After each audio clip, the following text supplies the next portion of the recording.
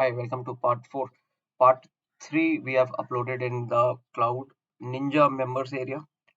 So you can take that membership, Cloud Ninja, which is for professional certifications and advanced certifications.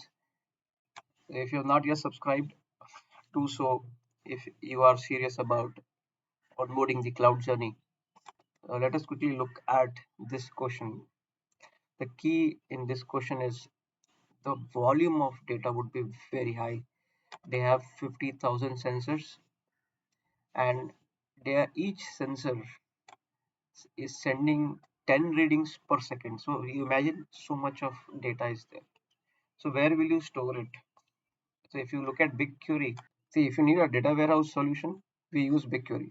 Okay, so here we are not talking about data warehouse. We just want a storage to store these billions of data that is coming real time. What is Cloud SQL? See, in AWS, we had a service called RDS. This is similar to that. If you want RDBMS databases, relational databases on cloud, on Google Cloud, like MySQL, PostgreSQL, SQL Server, you use this. These databases are not good at storing large volumes of data. Then we have Bigtable. Bigtable is a NoSQL database. You can store a lot of data. It is relatively fast because it gives you millisecond latency. This is ideal for storing real-time datasets coming from sensors which are high in volume. So this would be our answer. But what about cloud storage? It is a managed storage for unstructured data. In this question, we don't have a requirement of a lot of unstructured data like video, audio, and etc. And then if you see this is good at MLAI, running MLAI jobs and these kind of things. See, this weather data may not be unstructured. It can be semi-structured or structured in a lot of sense. Unstructured is like you have a PDF file, you have PowerPoint documents. And JSON is semi-structured. So most of the time in JSON format we get these real-time data sets which is semi-structured. Bigtable is good for that. So we learned a thumb rule 6. Whenever you see sensor data, just because the volumes are very high, store it in Bigtable. Option C, Bigtable is our final answer. This is our next question.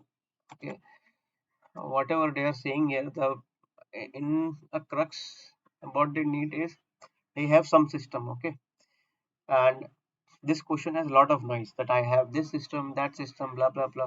They have some system. They want to do some sort of testing to make sure it is resilient. That means if some components fail, still it should work like that. See, option A, the problem is they are telling we will terminate all resources in one zone. There are two zones actually, okay? But but okay, if you terminate all resources in one zone, it is not foolproof testing. What if some component fails in the second zone? If you have not done foolproof testing, that's why this is a problem. C says random resources from both the zones, which is perfectly fine. That is what we need. But the first part it says we will expose the system to large group of users. See, large group is fine, but when we do such kind of testing for chaos, we try to create synthetic users. We increase the number of synthetic users. Basically what you have to do is you have to do everything that you can bring the system down. So just like large group means 100 users may not be helpful. In this case, better would be to create synthetic random user and replay the synthetic load until auto scale logic is triggered. You keep screwing it up till it scales up. That is called introducing chaos to the system. How do you introduce chaos? When you are auto scaling it, you randomly terminate resources on both the zones so that foolproof testing is done. This is perfectly fine because what you want to do is you want to make sure that it can sustain any level of chaos. This is our answer. And option D, what you're saying here is we'll capture the user inputs. And so again, this is existing user. Existing user may be just 100, so it will not create chaos, right? And then the second part they are saying is we will deploy enough resources to handle just 200% of expected. But what about 1000%? What if your business catches up and immediately you're getting 1000% user entry? So what will you do? You cannot just plan for 200%, right? So this will not work. You will have to create a chaos. So option B would be our answer. And what did we learn here and apply? Thumb rule 7. Whenever we talk about resiliency testing, create a chaos, shut random resources, and use synthetic user generation for inputs. See, the previous part 3 is in Cloud Ninja membership area. Only Cloud Ninja members can access. Cloud Ninja is for advanced and professional certifications. So do take that membership. And this brings us to the end of part 4.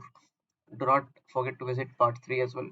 We will post a lot of content on the paid area as well. For Cloud Ninja membership will be important for you to stay tuned to a lot of these thumb rules.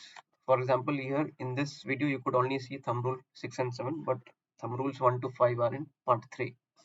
So do not miss those. See, important part is how you weed out the wrong answers or wrong options and arrive at the right answer. And that you have to do it very carefully. These are professional certifications, so a lot of logic goes into play. It is not straightforward. So you should understand a lot of concepts and apply all of them to navigate through successfully. See you in the next part.